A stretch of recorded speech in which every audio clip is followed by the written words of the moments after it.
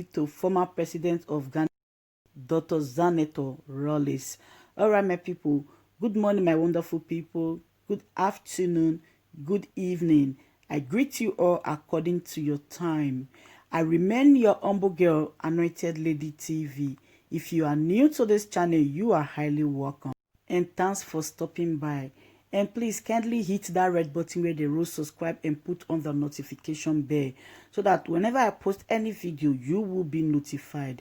To all my returning subscribers, thank you very much for tuning in. And to my new subscribers, you are welcome.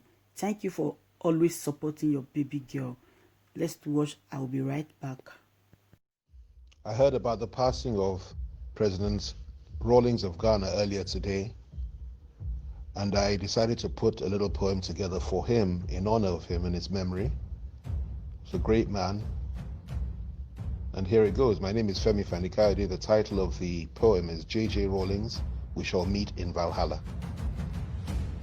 Great leader, fearless warrior, courageous fighter, gallant soldier, standing till the end.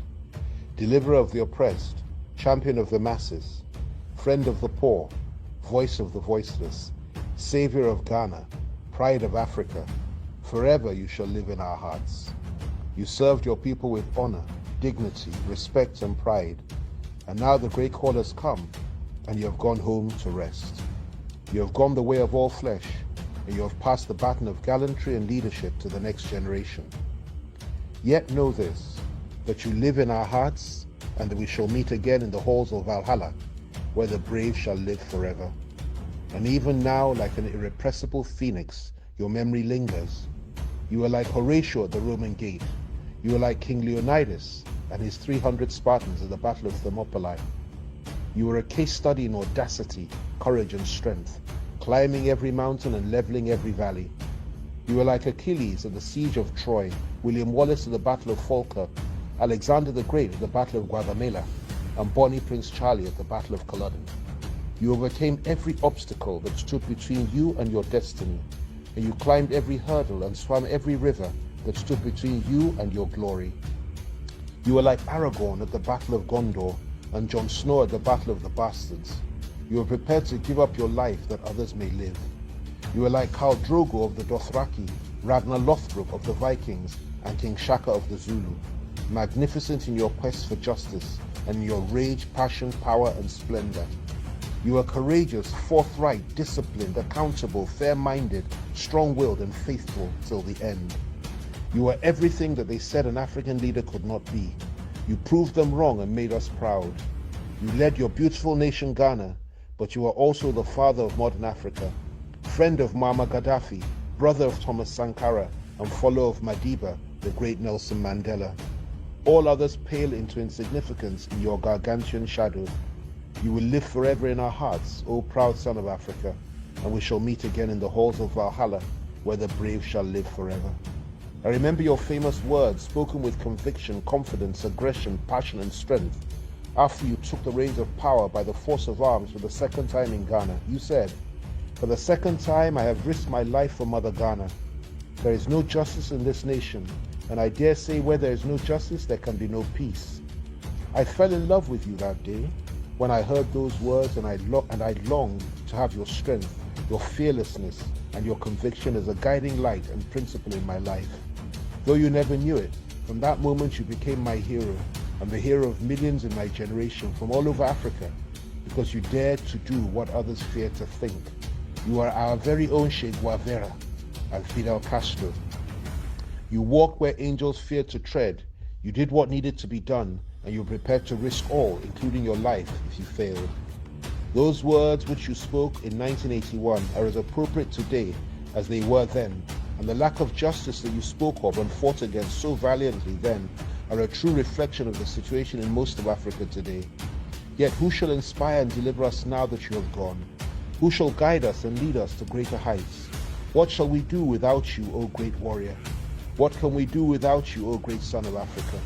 It can never be the same without your voice, without your smile, without your humor, without your charm, without your rage and quest for fairness and justice, and without your glorious sun shining. Our hope lies in one thing and in one thing alone, that one day, when the Lord sees fit to call us home, we shall meet again in the halls of Valhalla, where the brave shall live forever. Now rest in peace, great and gallant soul, and wherever they bury your body, there we shall go to pay homage to your spirit and to honor your memory. We shall bow before your bones, pray by your grave, and as we leave, we shall look at you one more time with pride and say, here a Roman. Hello, my name is Dr. Zanetor Rawlings, and I'm the Member of Parliament for Clote Corley constituency. I also happen to be the first daughter of His Excellency Flight Lieutenant Jerry John Rawlings and Her Excellency Nanakunedu Ajiman Rawlings. I'm the first of 4 children. My siblings are Ya Santua, Amina, and Kimathi. And by God's grace, I also happen to have given my parents 3 grandchildren as their reward for not killing me, for being such a troublesome child. As children, we didn't grow up in the castle, so we had to see my dad sometimes on the weekends and maybe sometimes in the middle of the week. And this was because they wanted us to remain grounded and not feel detached from having a normal life. It also meant that we didn't see our dad every day, but we got used to it, and it just seemed normal anyway. I think my memories of him are a mixture of seeing him on TV, seeing him at various national events, and then of course we had the moments where we had family time, which was when we were a little bit older. And my dad has quite a wicked sense of humor. He just loved to pull pranks on people.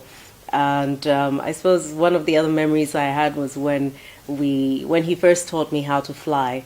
And interestingly enough, he's very, very precise and he's very exacting. So he would ask me to land in a specific spot. And if I couldn't, he'd make me fly around again and land again. And I remember on the day that he decided it was time for me to fly solo, as we came into land, as we were on finals, he said I should pretend like he had passed out in the plane and land the plane without him. And I was very offended by that at the time, I remember, because I thought it was bad luck to say things like that. But he ignored me. He just ignored me until I landed the plane. And as soon as we landed, he asked me to stop while we're still on the runway, and then he got out of the plane and told me to go. And I hesitated, and he said, "You're ready, so go." So I took off, and of course I was praying throughout as I was doing the circuit. And as I think I must have been probably on, I'm not sure which leg I was on anyway. And unfortunately, just as I'd taken off, my mother arrived on the scene and was asking, "Nazanewehi," and my dad just pointed up to the sky without saying a word. Oh, my poor mother, she's been through so much. And but thank God, I landed safely and everything, and that was quite an interesting experience. My dad taught me a lot of things. Most of the things I learned taught me how to ride horses, because that was something he's always been very good at. I think he's a bit of an animal whisperer. In the village, he has managed to get his dogs to be friendly with the cats and the birds, the peacocks and the geese, all sorts of creatures, including rabbits, and they seem to get along just fine. And it's the most phenomenal thing to see, because it's not very normal for you to see a dog not attacking a bird in the vicinity, and the animals just get along really well. And I think it speaks to his nature, which is, people only see a certain aspect of him, and when you actually see the way he's able to create a certain atmosphere of harmony around him, it's something that it's quite special, and it's special. I think one of the things that I have learned from him, that I'm passing on in terms of how I raise my kids, is his love for precision. And he just does not like the idea of seeing something going wrong and leaving it as it. He didn't sugarcoat his words, but he's always had a good sense of humor. And I certainly hope that I'm managing to impart some of the things that I learned to my children. One of the things I remember whenever we would drive out of Accra with my dad, especially on the way back if it was late, was whenever he saw there were elderly ladies or, women who were on their own looking for transport to Accra, he always made sure we picked them up, whether in our vehicle or in addition with the escort vehicle as well. And it was an important thing to see because he was never too big to help anybody, and he never looked at anybody as being below him or too small to be given his attention or to help. And these are some of the values that we picked up from him, teaching us to be grounded, to be compassionate, and to regard everybody as our equal and not to look down on other people. I remember that my dad also taught Zanetor and myself how to ride a bicycle. There was one morning when he was going back to the castle, and as he stepped out of the house, we went to see him off. He looked at the bicycle with the trainer wheels on either side, and he asked his guards to undo the wheels, and he was determined to teach us how to ride that morning. And so we got onto the bike, and he pushed the bike all the way to the front gate. And I remember, I think, did I almost fall or did I fall? And then on the second go, he pushed it and he said, "Just focus. I'm not going to let go. Just focus and just keep riding." And he did let go, but I kept my focus and I didn't fall off. And that was it. That was how he taught us how to ride a bicycle. My dad is just a hands-on, practical type of person, and we've had memorable moments in spite of the fact that most of that time was actually given to Ghana and not as much spent with us. But what we had was worth it. Daddy, I would like to, on behalf of Zanetor, Amina, Kimathi, and myself, and may God richly bless you and keep you. Welcome back, guys.